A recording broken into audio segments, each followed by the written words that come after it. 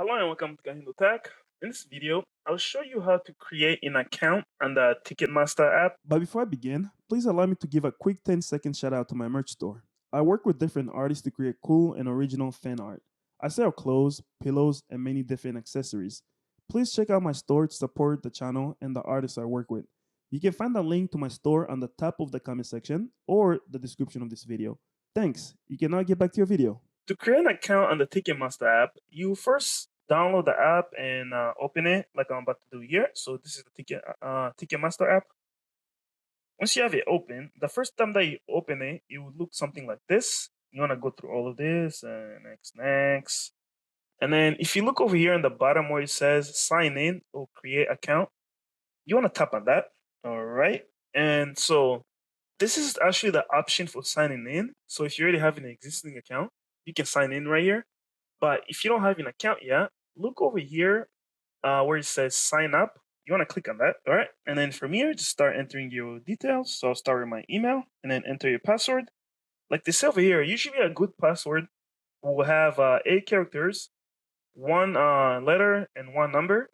For me, I usually like including at least 1 uppercase letter, 1 lowercase letter, a special character, and a number. So just keep that in mind.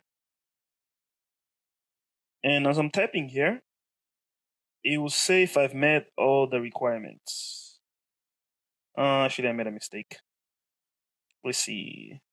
All right, so I met all the requirements, and then it's gonna ask you to put in your name, and then put in your last name. And then go ahead and say what country you're in, and then put in your zip code. All right, and then click on next. And then you ask you for your number. All right, and then they'll send you a code. And then after you enter the code that you received, click on continue. There you go. Usually when you start, they will ask you to like select some like your favorite teams.